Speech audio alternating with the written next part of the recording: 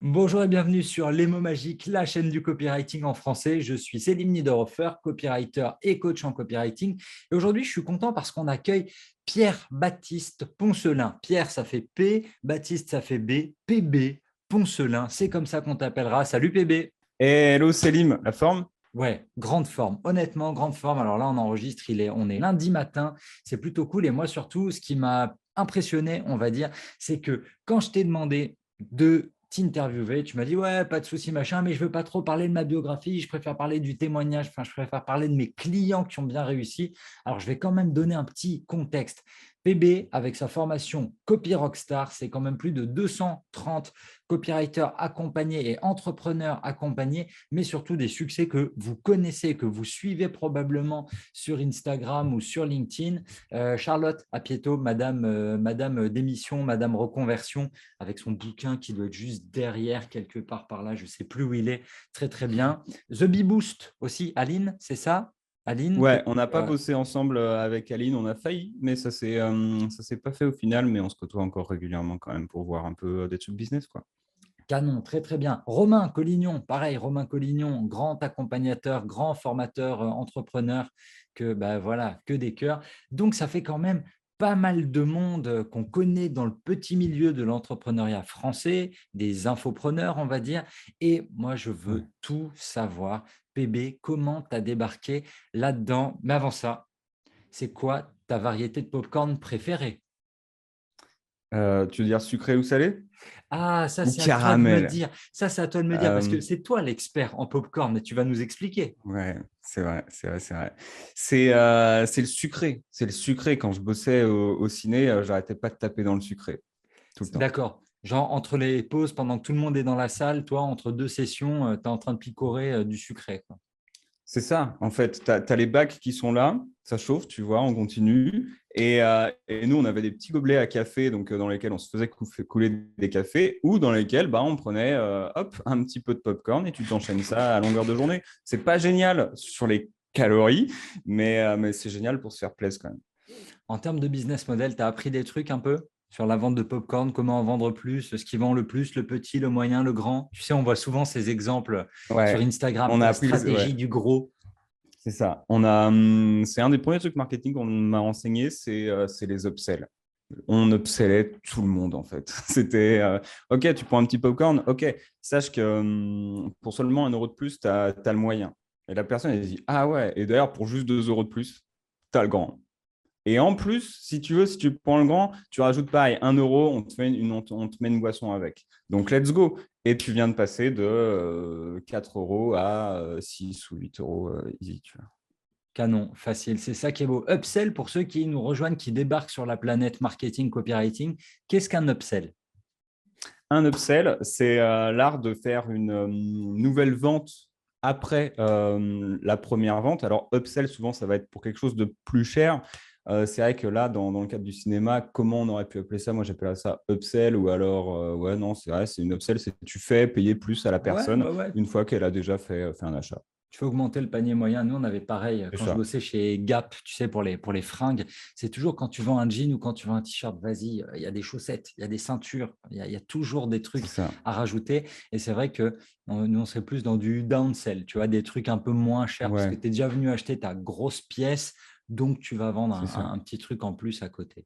Eh bien, un canon, Exactement. voilà. Tu vois comment du popcorn, on arrive direct au marketing et aux upsells. Ouais. Bon, mais avant d'arriver jusqu'aux upsells, peut-être qu'il y a l'offre en elle-même. Copy Rockstar, c'est quoi? Qu'est-ce que tu fais dans Copy Rockstar? Comment tu matérialises tout ça? Comment tu décomposes tout ça? Comment tu expliques Copy Rockstar à ceux qui veulent se former, qui te regardent là sur YouTube et tu Ouais. leur dis, hey, venez vous former. Copy Rockstar, c'est quoi?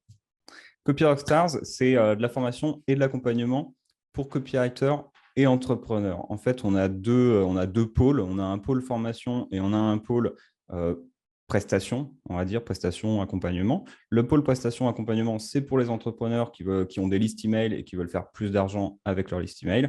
Et le pôle formation, c'est pour les copywriters qui veulent créer une activité stable et rentable. Canon. Toi, tu fais ça depuis combien de temps? La prestation depuis 2018, la formation depuis 1 an, là, depuis septembre 2021. Canon. Tu as commencé comment? Alors, tu me dis 2018, la prestation. Comment tu commences dans le copywriting, toi? Comment tu fais le switch entre des activités ailleurs et un jour, OK, mon taf, c'est l'ordinateur, c'est écrire, c'est le copywriting. Comment tu t'es formé? Bah, peut-être un peu comme toi, tu me confirmeras.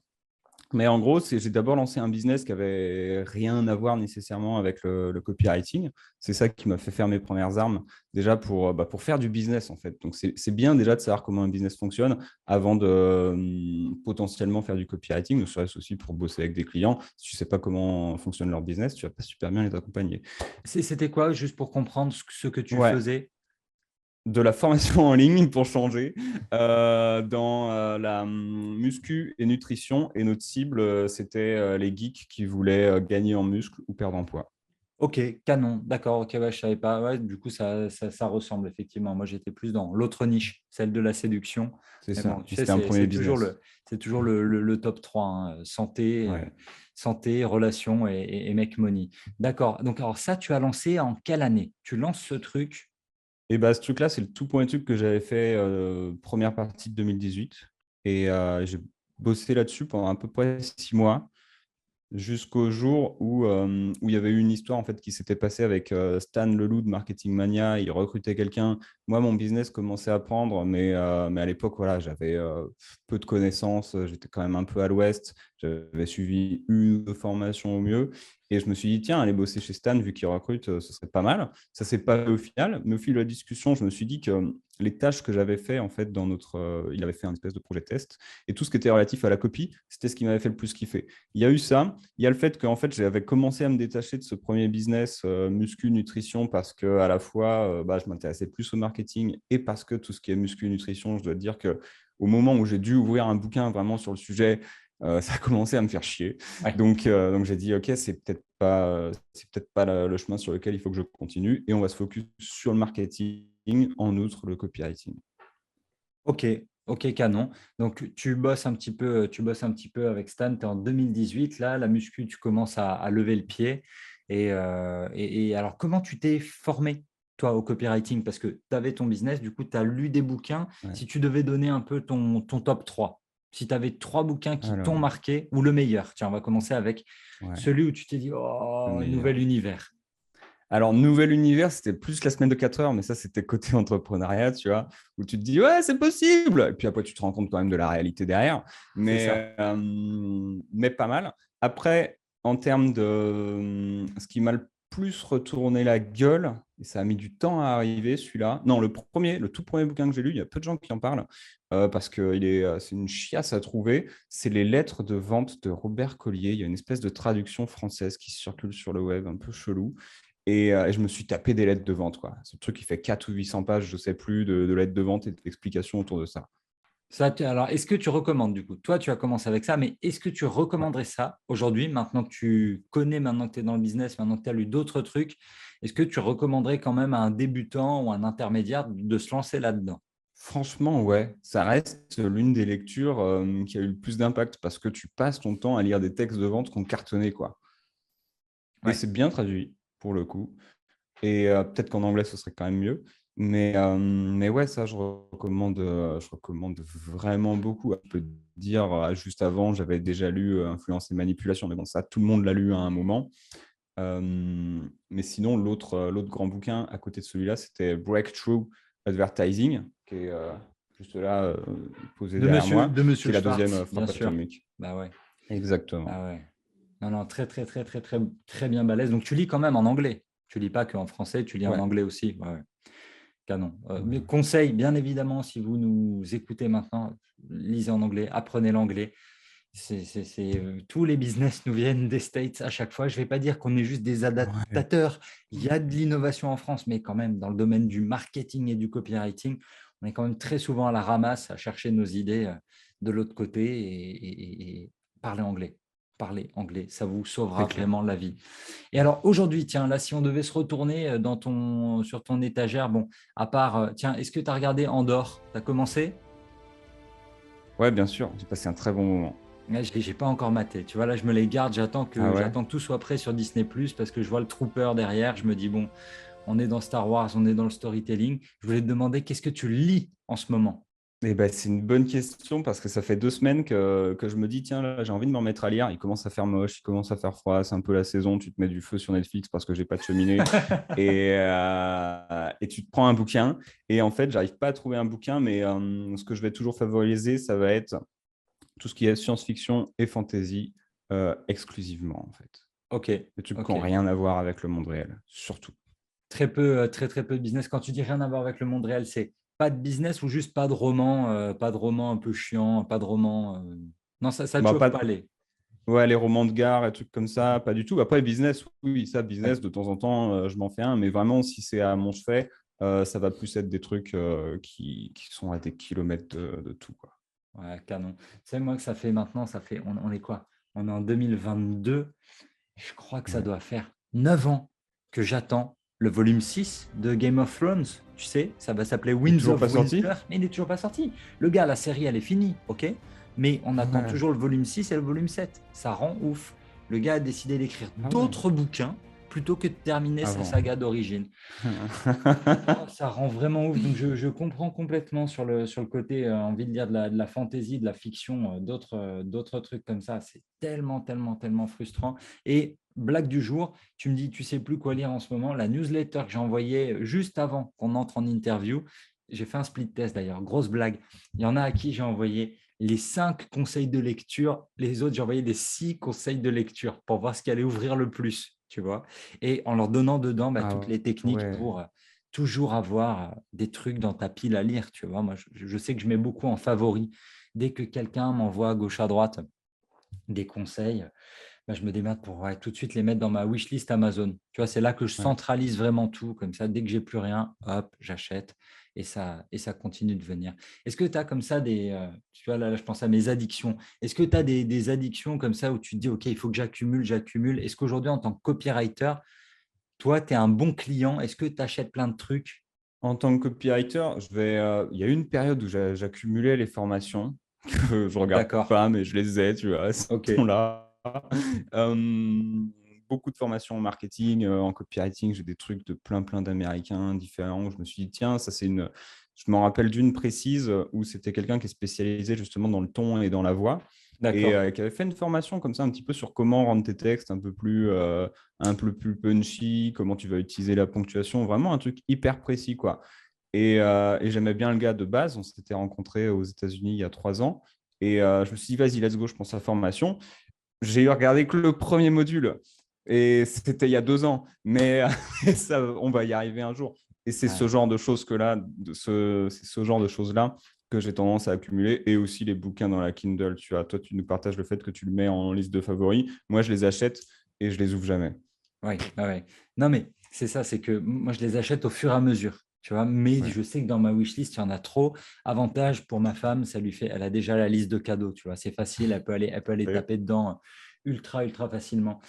Tu viens de parler d'un truc là qui, je pense pour toi comme pour moi, tu viens de dire, tu as pris une formation, tu as maté un module. Est-ce que c'est pas frustrant pour toi en tant que formateur quand tu vois des méga copy rockstars qui réussissent à faire des trucs de fou et des gars qui décollent pas? Comment tu gères ça? Comment tu gères ça? Parce que j'ai le même problème. Alors là, voilà, pour te, Ouais. pour te, te, te direct te dire, c'est pas toi, c'était comme une rupture. C'est pas toi, c'est moi. Non, ça me rend Ouais. fou. Je suis trop triste. Comment tu fais ça? Comment tu le gères, toi? C'est un vrai sujet. C'est un vrai sujet. Justement, là, on vient de finir un lancement et à chaque fin de lancement, je récupère de la data. Tu vois. Et il y a une personne dans les questions que je pose dans ma récupération data où je demande en gros pourquoi tu n'as pas acheté, qui me dit ouais, ça manque un peu de. Bah, c'est pas que ça manque de preuves, puisqu'on a des témoignages, on en a des dizaines, mais on aurait aimé savoir sur 100 personnes combien ont vraiment réussi. Et j'ai Ouais. envie de dire, déjà, j'en sais rien. Et j'ai fait un long email qui va partir peut-être aujourd'hui ou demain sur le sujet parce que sur le moment, ça m'a un peu vénère parce que ouais, ça me frustre les gens qui ne passent pas à l'action. Et sur 100 personnes, combien qui achètent une formation, combien vont réussir? J'en sais rien pour deux raisons. Deux raisons. La première raison, c'est que bah, déjà, il y en a globalement en moyenne, les grosses moyennes qu'on a dans la formation en ligne, c'est en a 20% qui vont l'ouvrir en moyenne, ouvrir et regarder les premiers modules. Tu en as ensuite une minorité de ces 20% qui va aller jusqu'au bout et encore plus une minorité qui va appliquer. Donc ça, c'est une vérité. Et nous, on a cet enjeu chez Copy Rockstars de se dire, OK, on va mettre tout ce qu'on peut en place pour que les gens passent à l'action. Forcément, plus je vais mettre de choses en place, plus les produits vont coûter cher parce que ça coûte de l'argent à la boîte. C'est-à-dire que si demain, je te vends une formation à 200 balles, j'ai aucune idée des résultats qu'ont les gens et honnêtement, je m'en fous. Très, très sincèrement, moi, je donne tout. Tu as les process, tu as les choses, tu les appliques, c'est bien, tu les appliques pas. Tant pis, ça coûte 200 balles, c'est rien du tout pour les gens que je cible en tout cas. Donc à partir de là, je m'en branle. Par contre, ceux qui vont payer 1000, 2000 balles, 2500 balles, on les lâche pas. On les lâche pas, on les lâche pas, on les lâche pas. Par contre, il y a un truc qui est indéniable, c'est qu'on a une responsabilité, nous, en tant que formateurs, de donner tous les moyens possibles pour que les personnes réussissent. C'est-à-dire que nous, dans nos chiffres, 100% des personnes qui appliquent ce qu'on leur dit réussissent. Ça, c'est vraiment, on suit et on a les chiffres, quoi. Mais tu peux emmener un cheval à la rivière, mais tu ne peux pas le forcer à boire, quoi.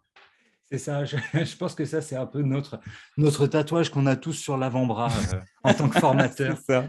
Moi, j'emmène les chevaux à la rivière. C'est de leur faute s'ils ne boivent pas. Ouais.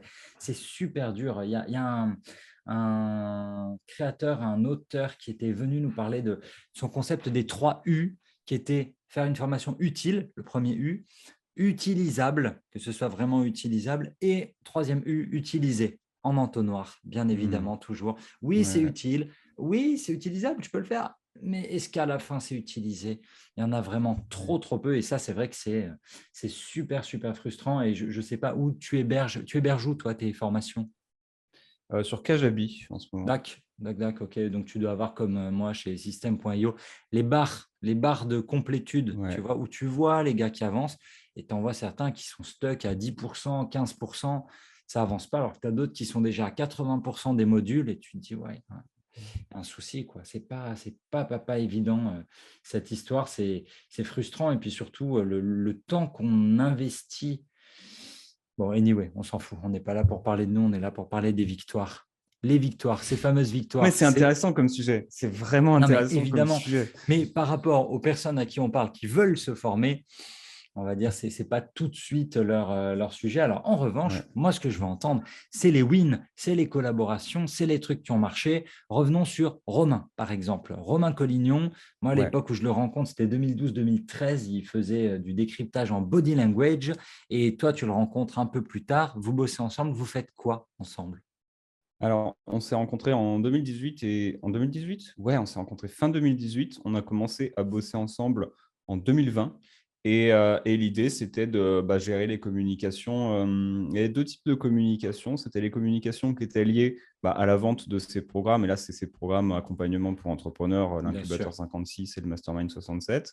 Et c'était aussi le fait de vraiment créer de l'engagement avec son audience via, en gros, lui, il faisait des vidéos YouTube. Moi, mon job, c'était de vendre les vidéos YouTube, entre guillemets, à son audience et ensuite emmener vers les différents produits et aussi de penser justement tout le tunnel autour de ça. C'est OK, comment de telle idée dans une vidéo, ensuite, je vais pouvoir les emmener sur un programme de manière pertinente. Et ça a été ça pendant à peu près 1 an. Puis différents lancements aussi. Ouais, ouais, très, très, très, très chouette. On invite les spectateurs à aller regarder ce que fait Romain. Vous cherchez Romain Collignon, Codlignon, qu'on salue bien évidemment. Recrutement, changement de vie, parce que toi, tu as changé déjà de carrière et tout. Charlotte, à Pieto, raconte-nous un peu, comment vous avez bossé ensemble? Parce que moi, pour le coup, je l'ai découverte grâce à mon éditeur, Erol, parce qu'elle a publié son bouquin Ouais, là-bas. ouais. Donc, j'ai pu lire son livre. On n'a toujours pas fait l'interview, Charlotte. Je relance l'invitation. On doit en être, tu sais, à 12 fois où on se dit sur Instagram, ouais, la semaine prochaine. Et il y a toujours une embrouille, elle ou moi. Comment ça s'est passé? Comment tu accompagnes ce genre de projet? Et un peu de la même manière que les différents lancements qu'on a pu faire avec aussi Romain, Charlotte, c'est du lancement, quoi. C'est OK, tu as un produit. Là, justement, ce soir, elle vient à la maison pour faire son webinaire de son produit phare Side Project.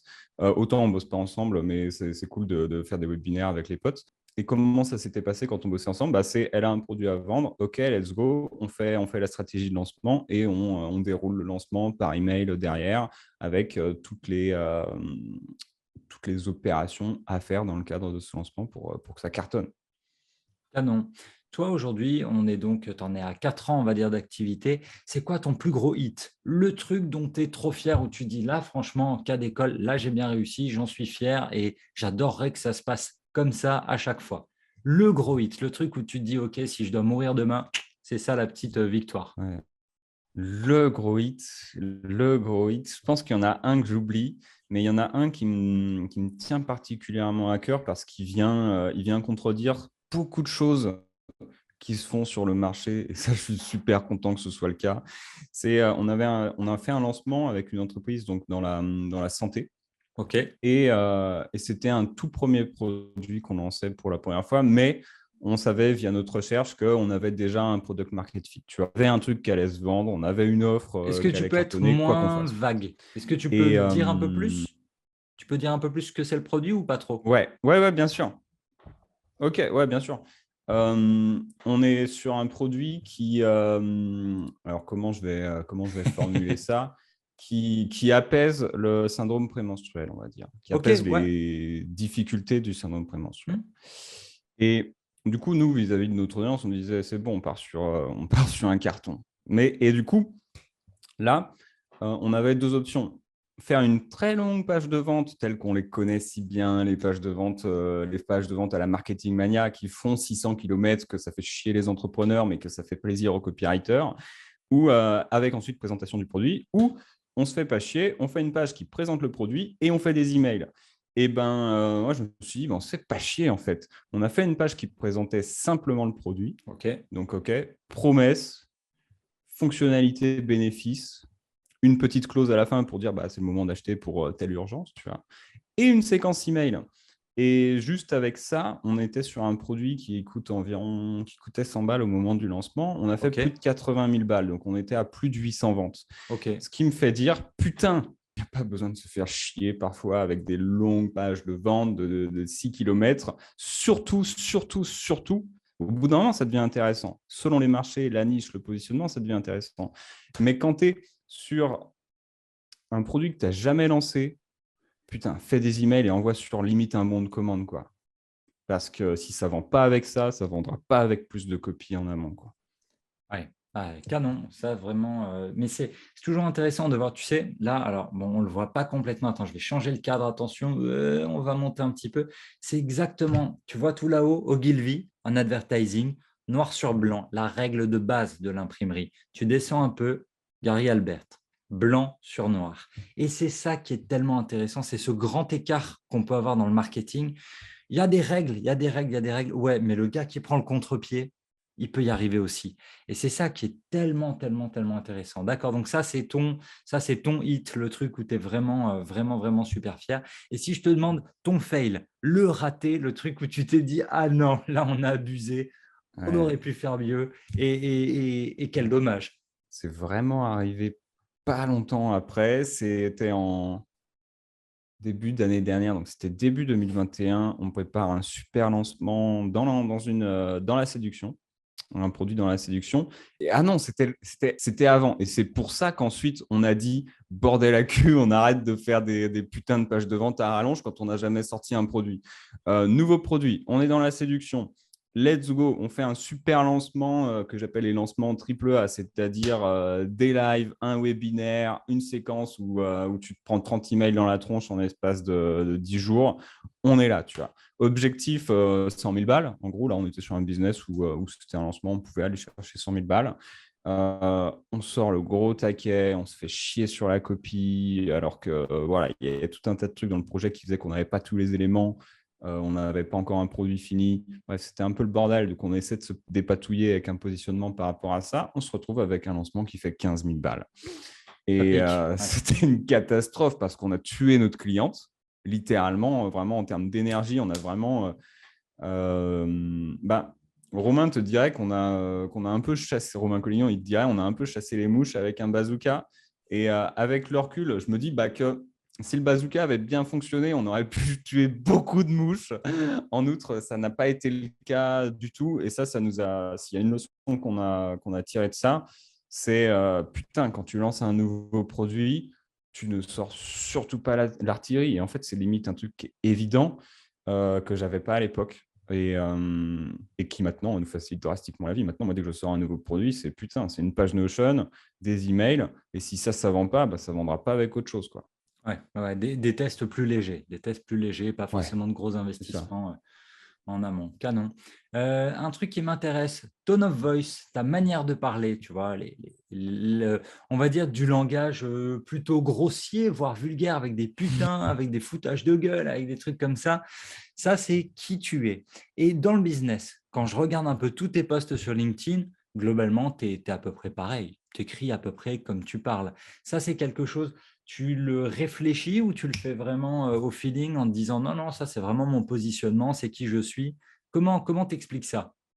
C'est une bonne question. Je ne l'explique pas vraiment. Il y a 4 ans, je pense, j'aurais été incapable de m'exprimer comme ça, là, comme je le fais avec toi, ou comme je le fais sur les réseaux ou dans mes emails. Tu vois. Et en fait j'en ai juste plus rien à foutre. Et je parle, en fait, j'écris comme je parle comme j'écris. De temps en temps, quand j'écris, je vais avoir des idées qui me permettent de caler une petite vanne en plus, de faire un truc bien senti. Maintenant, tout ce qui est vraiment le ton, le côté un peu effectivement grossier, même si je me considère pas forcément grossier, c'est marrant, même si effectivement, j'arrête pas de balancer des trucs, mais C'est parce que de j'ai une mon point de petite vue, fille, c'est tu chill, sais. tu vois. Maintenant que j'ai une Ouais, petite fille, je suis obligé de faire attention. Tu vois, j'ai plus le c'est moindre vrai. mot qui doit sortir de Ouais, travers. Et quand j'ai envie d'insulter des gars au volant, je respire. Je respire très, ouais. très fort. Je fais de la méditation. Tu vois. Non, non, mais c'est ultra intéressant de voir un peu justement pour tous les formateurs la manière de parler. Moi, j'aime bien, tu vois, analyser à quel point on se place tous un peu du plus froid au plus chaud. Tu vois, c'est ça qui est très, très bien. Et c'est Ouais. vrai que moi, je retrouve chez toi du Greg Lagrange, un peu, tu vois, la manière de parler vraiment. Allez, on y va tranquillement. Ouais, salut mes couilles, tu vois, c'est un peu comme ça. Pas forcément, Carrément, quoi. non, mais pas forcément aussi Jean-Marie Bigard, mais Ouais, voilà, tu vois, il y a cette détente, il y a cette détente niçoise du soleil. On se dit, ouais, vas-y, ouais. c'est peut-être plus détendu. Non, canon. Attends, j'ai pensé à un autre truc là en t'entendant. On va parler un peu pour les débutants. Les débutants, tu as dit tout à l'heure un truc qui était important, qui est avant de se lancer, avant d'être copywriter ou quoi, il faut avoir un peu une idée du business, quoi. Il faut connaître le business. Comment tu apprends le business? Comment quelqu'un qui a été soit étudiant, soit a été salarié toute sa vie, tu vois, n'a pas pris de risque, comment tu le pousses? Quels conseils tu lui donnes pour s'engager, pour s'embarquer vers cette voie? Parce que toi, donc, tu avais tes jobs et à un moment, tu as fait le grand saut. Tu as fait le grand saut vers le je ne sais pas où je vais, mais j'y vais. Je vais me lancer, je vais avoir mon Mhm. business. Comment tu réalises ce saut, toi, personnellement, et comment aujourd'hui tu aides les autres à le faire?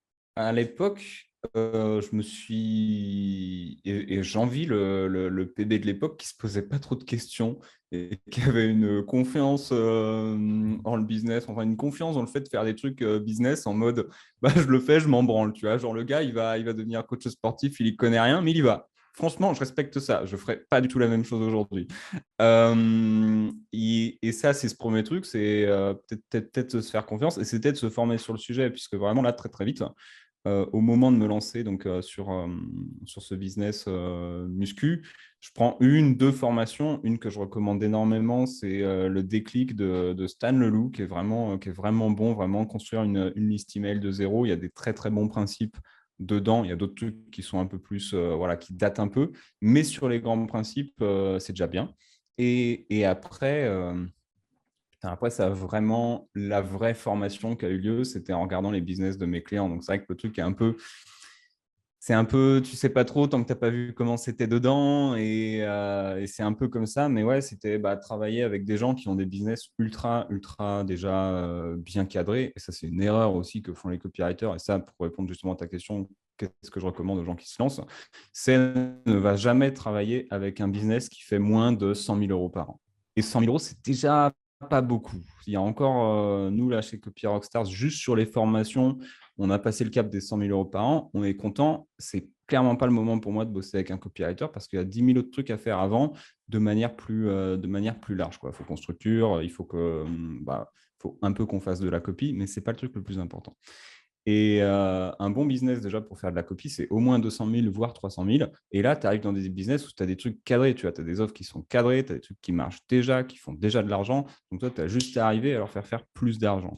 Et déjà, c'est facile. Et en plus, quand tu regardes vraiment, quand tu discutes avec le client et que tu vois comment il gère son business, tu apprends des trucs extraordinaires. Moi, là, quand j'ai commencé à bosser avec Antoine Pétavin, j'ai appris des trucs sur le business qui étaient extraordinaires sur comment il gère sa team, comment il est manager. Et ça, vraiment, ça a été un des trucs qui a été le plus fou, c'est de regarder comment la personne manage sa team, comment elle prend des décisions, comment elle prend les feedbacks, comment elle prend les trucs. Parce que pour ça, Antoine, il est extraordinaire. Et c'est aussi comme ça que tu apprends, quoi. Bien sûr. Ouais, non, mais en côtoyant des business qui sont déjà structurés, ça c'est vrai que c'est un des soucis pour les copywriters qu'on forme quand ils disent ouais, j'ai trouvé un petit coach à 10 000 abonnés sur Instagram, il veut que je l'accompagne, mais quand je veux lui vendre des emails à 100 euros l'email, il me dit que c'est trop cher, il veut me payer 50. Ouais. Ouais, bah oui, non, non, il faut aller chercher des clients là où l'argent est, il faut aller chercher des clients qui sont déjà structurés. C'est comme ça que vous apprendrez bien mieux, bien évidemment. Bébé, on arrive bientôt à la fin parce qu'après, ben, il va falloir qu'on retourne à nos jobs respectifs, à nos vies respectives. Si tu as un conseil pour le copywriter freelance, cette fois-ci, qui veut se lancer, qui n'arrive pas bien à se vendre, qu'est-ce que tu lui dis pour mieux se vendre? Ben, je lui dis de ne pas essayer de se vendre, en fait. C'est arrêter d'essayer de se vendre, quoi. Arrête. Arrête Regarde, ça. alors regarde, dis-lui, il Vraiment. est tout seul, il est chez lui, il est là, tu lui dis d'arrêter de se vendre, mais il n'a pas de mission, il faut qu'il mange. Ouais. Comment il fait? C'est une très très bonne remarque. Il, je peux plus que comprendre cette situation parce que j'ai été dans cette situation de OK, c'est le moment, je me lance, je veux faire rentrer de l'argent, il faut que je trouve des clients. Et j'avais fait aussi cette erreur d'aller voir des gens et de leur dire pas de souci, je bosse sur les résultats.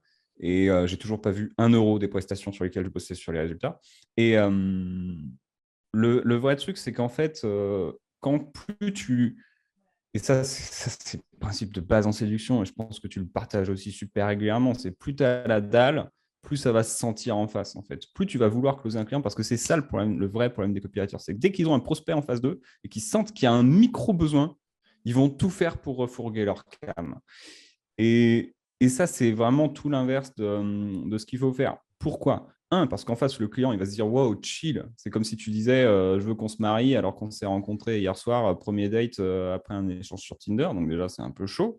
Et la deuxième raison, c'est que tu es en train de demander à quelqu'un de se marier avec toi ou de faire la prestation avec toi, alors que toi-même, tu n'as aucune idée si la personne va te faire chier ou pas. Et ça, c'est vraiment le conseil que je veux donner, c'est avant de décider de bosser avec quelqu'un, détermine si le client va te faire chier ou pas. Et franchement, tout l'argent du monde, et sachant que les clients en général qui vont te faire chier, ils n'ont pas tout l'argent du monde, mais tout l'argent du monde ne vaut pas un client qui te fait chier et qui est un client de merde.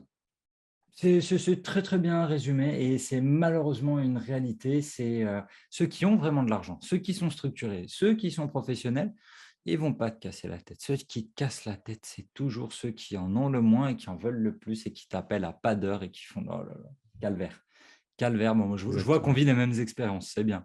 Écoute, PB, super, super, super conseil, superbe analogie avec le domaine de la séduction. Très chouette d'avoir parlé d'Antoine aussi, Antoine Pétavin, je récupère mon ex.com et plein d'autres choses à côté. Mais si jamais vous êtes en situation de rupture, je récupère mon ex.com.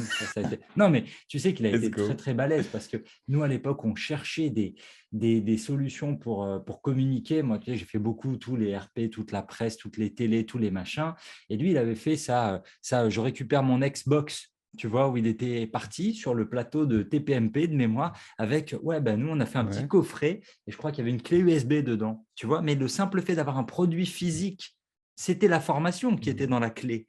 Mais pour le coup, tu passes dans une autre dimension. Tu peux faire vraiment appel à une agence de presse qui va te mettre dans tous les magazines un peu partout et qui va te permettre de toucher la télé. Alors que le produit est le même qu'une formation en ligne, Ouais. mais la formation en ligne, personne ne veut vous recevoir. Voilà, ça, je repensais à ça en pensant à Antoine, parce que là, il avait fait vraiment smart move.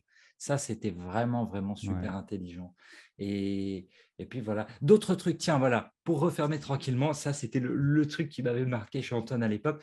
Un produit ou un stunt que tu aurais aimé réaliser. Un produit que tu utilises peut-être dans ta vie ou une idée, un lancement, un truc où tu t'es dit, oh, là, les gars, ils ont eu l'idée de génie, j'aurais tout vendu pour trouver cette idée. Je sais qu'il y a vraiment un move, il y a des moves qui m'ont fait halluciner. J'arrive pas à m'en rappeler là comme ça de tête.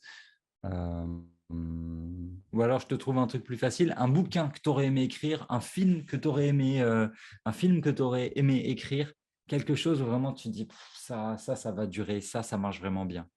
un bouquin que j'aurais aimé écrire, c'est ah putain, ouais, mais ça n'a rien à voir avec le marketing Et par c'est contre. pas Il faut que ça ait à grave. voir avec le marketing. Non, Ok. non, non. Euh, une série de bouquins que j'aurais adoré écrire, c'est la série du guide du voyageur intergalactique ou galactique, je ne sais, Ah ouais, je connais intergalactique, bien même pas le sûr. titre. Ah ouais. Alors je te dis ça, je ne veux Tu pas sais dire que de conneries. j'ai entendu un podcast sur lui récemment. Et Ah ouais, ouais? c'est fou, c'est fou. Il t'explique, tu sais ce qui s'est passé? Tu sais comment il l'a créé? Il était bourré, il était foncedé. Je crois qu'il est parti à Amsterdam et vraiment, il te disait, pour avoir des idées aussi connes, c'est en gros, voilà, comment on fait? Eh ben, on va faire un guide du Hitchhiker through the Galaxy et c'est génial. C'est génial. Comment tu fais du stop, enfin, à travers toute la galaxie? Mais les mecs étaient foncedés, c'était les années 60, tu vois, 60-70, je pense qu'on est dans cette période-là. Et Ouais, dans ces tu eaux-là. retrouves un podcast sur France Inter. Je pense que tu peux le retrouver et tu vas apprendre des trucs plutôt marrants dessus. Qu'est-ce qui t'a plu là-dedans? Qu'est-ce qui t'a intéressé? C'est de base, j'avais découvert ça via un film qui était très cool, très drôle, un peu absurde. Et moi, je suis fan de tout ce qui est absurde. Et tu peux le voir aussi dans mes emails, hein. Tout le monde ne comprend pas mes emails. C'est complètement OK. Enfin, tout le monde ne comprend pas mon humour. Et j'avais vu ce film, j'ai chopé les bouquins. J'ai découvert qu'en plus, attends, c'était des bouquins, un film, une émission radio. Le gars, il avait vraiment créé un truc de fou. Et je me dis, putain, respect, j'aimerais bien faire la même chose.